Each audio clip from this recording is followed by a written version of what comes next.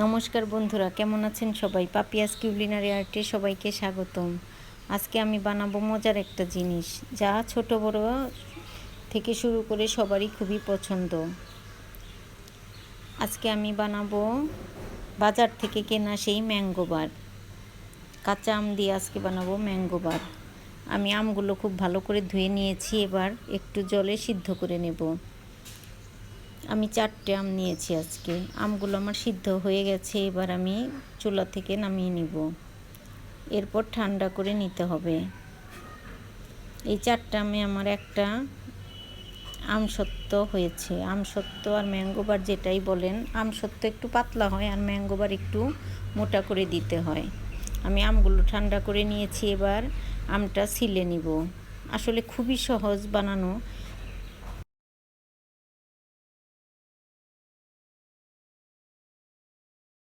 এক টুকরো ম্যাঙ্গোবার আমরা 5 টাকা দিয়ে কিনে খাই, আর একটা আমসত্ত্ব বানালে অনেকগুলো ম্যাঙ্গোবার হয়। এজন্যই বাড়িতে বানানো, খুবই সহজ এবং কম উপকরণ দিয়ে আজকে বানাচ্ছি আমি। এবার আমগুলোকে আমি ছিলে নিয়েছি, এরপর আমি একটু সেঁকে নেব ছাঁকনি দিয়ে। একটু গলিয়ে সেঁকে নেব ছাঁকনি দিয়ে, তাহলে একটু আঁশ টাশ থাকলে, অবশ্য আঁশ নেই, আঁশ থাকলে আঁশটা ছাঁকনিতে থেকে যাবে। এরপর থেকে হয়তো বা আর ম্যাঙ্গোবার কিনে খাবো না, কারণ এটা বানানোর পর আমার বাসায় সবাই খুব পছন্দ করেছে। আমি আগের দিন একটা বানিয়ে পরের দিন আরেকটা বানিয়েছি, আরও সামনে বানাবো। 4টা আমে আমার এতটুকু আম হয়েছে। এতটুকু না, ঠিক মোটামুটি ভালোই হয়েছে। আমার এই আমগুলোতে বীজটা অনেক বড় ছিল, আম তেমন ছিল না। আমি ছোট ছোট 4টা আম দিয়ে বানিয়েছি। এখন আমি নুন দিয়ে দিলাম। আমি একটু চুলায় জাল করে নিচ্ছি।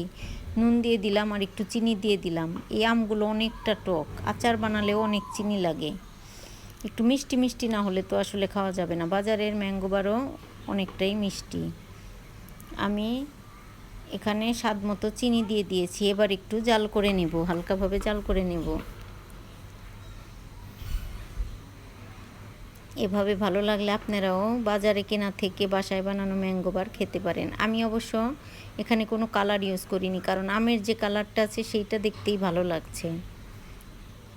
এবার আমি থালে ঢেলে নিব। থালে কিন্তু আমি একটু তেল দিয়ে নিইনি। আমরা নর্মালভাবে আমসত্ত্ব বানালে একটু তেল দিয়ে তারপর আমটা দেই, কিন্তু এটা যেহেতু আমি একটু জাল করে নিয়েছি, তাই আর এখানে তেল দেওয়ার দরকার হয় না। আমি মোটামুটি 4-5 মিনিট জাল করে নিয়েছি। আমের কালারটাও একটু চেঞ্জ হয়ে গেছে। এবার আমি বারান্দায় রোদে দিতে চলে এসেছি। এখনও ভালো করে রোদ ওঠেনি। আমার বারান্দায় এক রোদে এই আমসত্ত্বটা শুকিয়ে গেছে। আমসত্ত্বই বলেন আর ম্যাঙ্গোর বাড়ি বলেন। আমার ছোট বাচ্চার এতটাই ভালো লেগেছে যে সে পাশ থেকে তার রান্নার ছোট্ট খুন্তি দিয়ে কেটে নিয়ে নিয়েছে। টেস্ট করে বলল অনেকটা ভালো হয়েছে মামুনি। আমার মেয়ে তো আবার অনেক কিছুই খায় না, কিন্তু এটা তার ভালো লেগেছে। ছোট মানুষ তো, টক টক মিষ্টি মিষ্টি, তাই তার অনেকটাই ভালো লেগেছে। এবার আমি ম্যাঙ্গোবারগুলো কেটে ম্যাঙ্গোবার বানিয়ে নিচ্ছি। আমি এতটাই ভালো লেগেছে সবার, যার জন্য পরের দিন আরও 3-4টে আম দিয়ে আরেকটা বানিয়েছি, সেটাও আপনাদের সাথে শেয়ার করছি। ওই একই থালে আমি আরেকটা বানিয়ে নিয়েছি। এবার কেটে আমি ম্যাঙ্গোবারের শেপ দিয়ে নিব। আসলে সত্যি ভালো লেগেছে, কারণ আমিও খেয়েছি বাজার থেকে। এবার আর ম্যাঙ্গোবার কিনে খেতে হবে না, যতবার ইচ্ছে হবে কাঁচা আম দিয়ে বানিয়ে রেখে দেব। অনেক দিন ঘরে থাকবে এটা, যেহেতু জাল করে নিয়েছি।